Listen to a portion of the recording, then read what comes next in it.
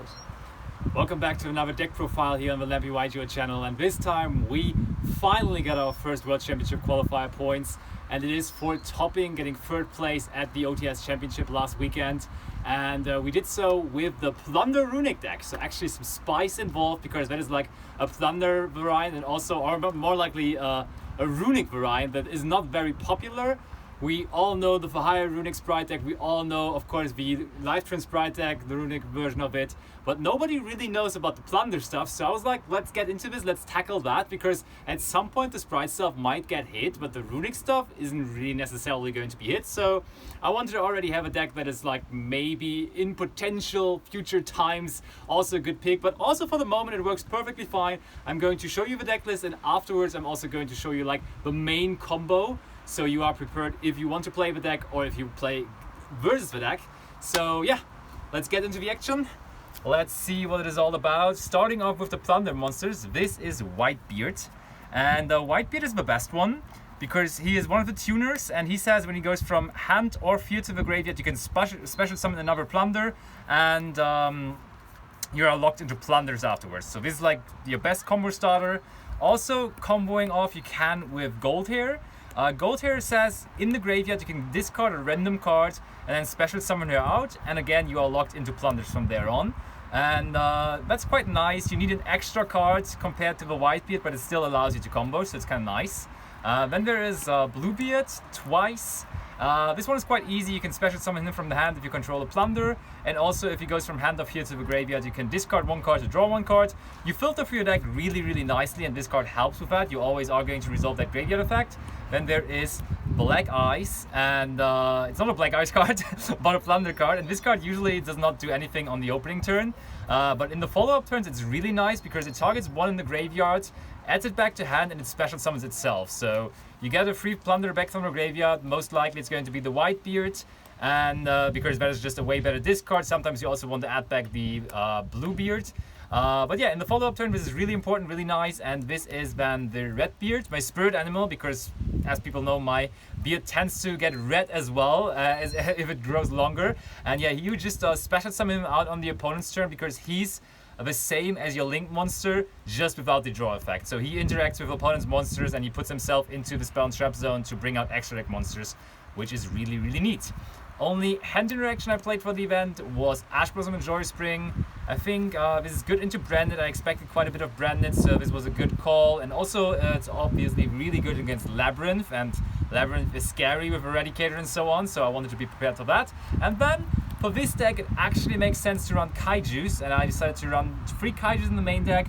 They're not only good versus the Kashtira matchup and so on, because they can clear Rise out and all that kind of stuff, but also in this deck specifically, you give your opponent attributes, fire, earth, dark, so it allows you to resolve your Plunder effects to special summon out specific monsters from the extra deck. So you can basically say, okay, you don't play any dark monsters, but here's a dark monster for you, so I can special summon out Murk from the extra deck. So that's kind of neat. I really like the Kaijus. They're also people were not really playing around Kaijus at all, especially not in the main deck, so they came in really handy from time to time. And like the Runick engine that is about to come is really good at breaking apart fields when there is no hard negate. So you could just take care of the one hard negate with the Kaiju and then follow it up with the Runick engine. That was kind of nice. Then speaking of the Runick engine, that's pretty standard. Double Fountain, triple flashing, triple freezing, triple slumber, triple destruction, triple tip. And also because this deck for its usual combo needs 2 Runicks in your opening hand, and therefore I went for 17 Runicks in total, also playing Dispelling and Smiting Storm. So yeah, for the general combo you need 2, so you want to have a really high amount of them, really high number. And just in general I like playing a lot. I also played 17 in the Runick Lifetran Sprite deck, and I'm a big fan of having a high number of Runicks because that will allow you to just always grind with your opponent. Fountain is such a crazy card. It's semi-limited for a reason, and yeah, it's so good, and so I definitely enjoy playing Runick decks still. I think at the moment it's kind of hard though, because people are starting to prepare for Runick decks more and more. I think Cosmic is being seen everywhere, and Kashtira at the moment really playing Shifter for the most part, because there are almost no bad matchups for the Shifter except the Mirror, so you will run into Shifter a lot too, but still I'm going with that. Then there is the Plunder Field spell. I don't really like that because that costs you a lot of resources, and also a field spell is not that great in a deck where you have the best field spell in the game with the Runick Fountain, because you don't want to keep this on the field. But it basically says you can discard one card to search a Plunder from your deck. So I just wanted to have the chance to have more starters, because if you don't open up one of the 6 really good Plunders, then you're kind of screwed because you don't really get to play that much. So I wanted to have the ability to at least add a 7th copy, basically. So that's why I played the field spell. Also, there's one extra deck Plunder being Merc that searches out a spell on trap only. So just in case you already have the booty, you sometimes also search this out as a free discard from the deck, which is kind of nice too. And speaking of the booty, booty is insane. Booty is a permanent trap, and every single turn you can just target one monster on the opponent's side of the field, and you can make it whatever attribute you want. And that means that you can just make all of your extra deck Plunder monsters live, because you can summon out whatever. You can even make your opponent's monster a water, and then for free just summon out the Blackbeard, which is insane because normally that's a link too and you always need 2 monsters, but in that case you just get super easy access to it. And yeah, that's really good. And also on top of that, you special summon one back from the graveyard or shuffle it into the deck. Usually I will only special summon. You can recycle Blackbeard from the graveyard if it was attached to something and that monster died in battle, or you can also shuffle back. I did never use the shuffle back effect, but I think in Runick Mirrors it can come up to not deck out. I think that is a potential thing to happen. And then there's double rivalry, the Floodgate in the main deck.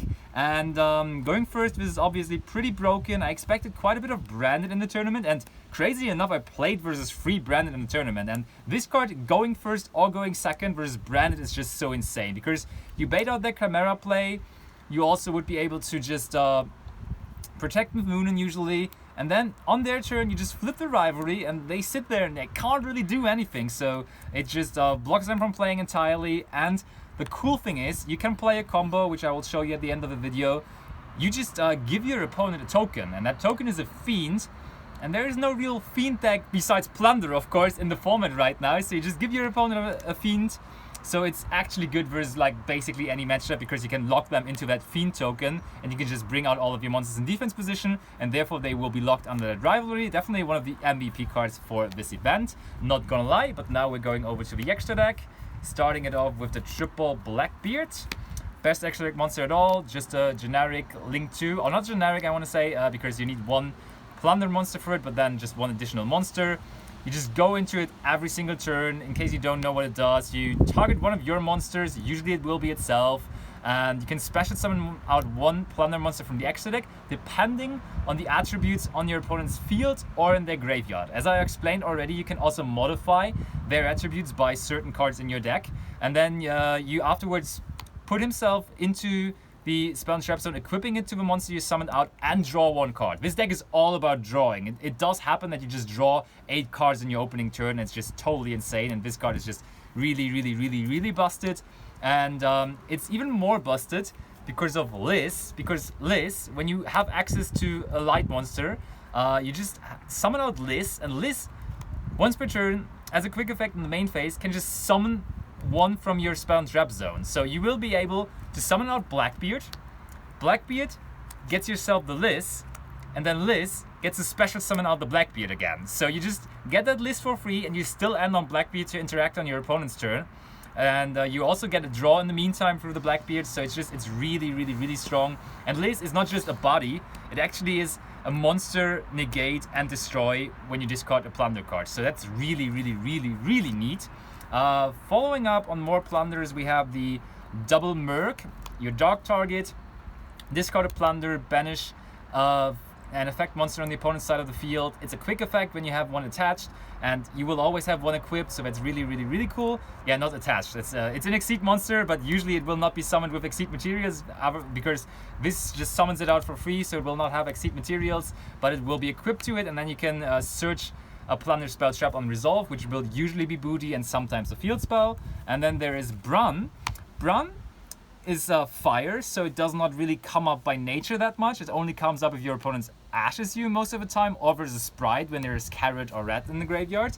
But this is pretty important because you need this card to push for game a lot of the time, because this says all of your Fiend monsters except itself will be pushed by 500. and therefore you can create a lot of damage through that, even if you only have like the regular Plunder main deck monsters on the field, because 500 on top of everything gets quite a bit at some point. So that's really the card you want to summon out if you want to seal the game quickly. You will skip a lot of battle phases, but at some point you want to go for that big push, and then Brun is your go-to guy. And then the last Plunder exotic monster is Yord. Yord is the newest edition, and it's from Photon Hypernova, and it's a level 8 synchro, and it's actually like really cool. I'm going to explain you the effect when I'm showing you the combo in the end, because it's part of your standard best case combo on the opening turn, and it's really cool, but I will just explain it while I do the combo. And then also part of the standard combo is Coral Dragon. You lock yourself into Plunders at some point, but you can summon this out with Hagen and the first normal summon you have, so that's just an additional draw. As I said, this deck is all about drawing. And then of course there's the Hagen, and usually you will only see 2 Hagens in the extra deck of a Runick deck, but here in this deck it's super necessary to play 3, because in your standard combo you already burned through 2 of these, so those will already be in the graveyard, and you want 1 more as a protection versus Feather Duster and all those kind of destroying effects, because your combo does not end on the monster in the extra monster zone. So you will be able to just activate a Runick spell and protect your cards from being destroyed. So Hagen, absolutely mandatory 3-off. And then the last card I played is Gary. In the beginning I played Cheng-Ying over this, but I decided to run Gary because Gary was just coming up more often, and I was really happy that I exchanged it, because Cheng-Ying is really hard to summon in this because you are locking yourself into Plunder cards so often. So Gary was just way better because it comes up that you just search for the second field spell, and then you can just easily activate it again because you have Gary to add it back anyways. And then there's the side deck. We are following up on the Kaijus in the main deck by also adding Kaiju Slumber and another copy of Radiant. Radiant is like the best attribute with Dark, because you want to give your opponent dark monsters. And Slumber, I just like board breakers. I think Darkhold is a good card right now, Raigeki is a good card right now, and Slumber is basically doing the same thing. And also on the turn after you resolve the Slumber, this will turn into another Kaiju, because you can search out another Kaiju with it being banishable from the graveyard, or just a random discard. Like worst case, that's just a random discard ban. So I think those performed quite well. Then there is Triple Ghost Spell. This is for Labyrinth and for Despia, Branded maybe, mainly.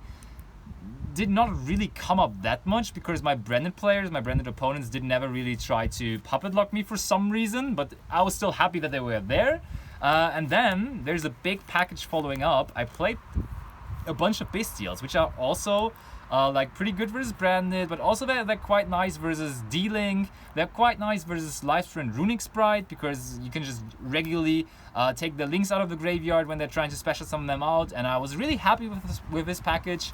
And I think those would be the reason why you would play Cheng-Ying, because you will regularly end up with level 6 monsters on the field after when you start your turn, and then just having access to a level 10 synchro is nice, but the extra space is just so tight that it wasn't really doable. And yeah, from time to time you end up with your opponent having an Abomination which is not being able to be destroyed through IP's effect, and then Drew's Womb is just a good answer to that, because otherwise this deck struggles to out those kind of monsters. So I was happy to also play this. And then last but not least, there's the third rivalry. I said it already, really good card, so going first, this will always go in. Pankratops, I think I never saw it, but it's a good card, generically going second. And then there's Moonin. Of course, we all know what she's there for. And as promised, I am just quickly going to show you the general combo. So, general combo, let's just go with the better combo for now. It's Whitebeard plus 2 whatever Runicks. So it's a 3-card combo, but this is like a little bit like, those cards are exchangeable. You just need one of the Runicks, whatever it is, and you play like 20 Runicks in your deck. And this can also be the good old Gold Hair, but Gold Hair needs an additional discard, just so you know. But the combo goes as follows. In the draw phase, you go Slumber. Slumber special summons out the... Oh wait, I will do it this way around so you can see it better. You can special summon out the Hagen. Hagen will use its effect, discards a random card because you have 5 cards in your hand, and you will be able to search out the Fountain, of course. Then you activate the Fountain, you go to the main phase. This will be in your graveyard now. You go to the main phase, And in the main phase, you just normal summon this boy, the Whitebeard. You go into a synchro summon of the good old Coral Dragon. And now, it's very important that the fountain is already up, because the Whitebeard will immediately activate in the graveyard, because it's a trigger when it goes to the graveyard, and it will lock you into Plunder. So you will immediately have to chain the second Runick spell to special summon out another Hagen, so you have access to that level 2 body. And then chaining 1, your Whitebeard will resolve, and you usually summon out Gold Tear because it's like the best follow-up in the graveyard. So this is now that, and then you resolve the fountain, get some extra draws, 2 more cards to your hand, easy peasy. As I said, we love drawing. Then you go for Synchro 8 with those 2, which will just be yours. Just draw another card. We love that. Nice. Then there comes the Jord effect into play. I said it earlier, I will explain to you in the combo. Jord says you can just target 1 Plunder card in your graveyard, take it back to your hand, and then put himself into the scale. Cool, but what does it do in the scale? In the scale it says you can just call 1 attribute, whatever you like, put itself back into the extra deck, and give you and your opponent a token each of that attribute. So that means we will get a token, and our opponent also gets a token. And now that's not only good for his evenly, lightning storm and all that kind of stuff, but also we can just give our opponent a light token. That means out of our 2 monsters here, we can then make our Blackbeard. Our Blackbeard will now be able to use its effect because there is a light on the opponent's side of the field.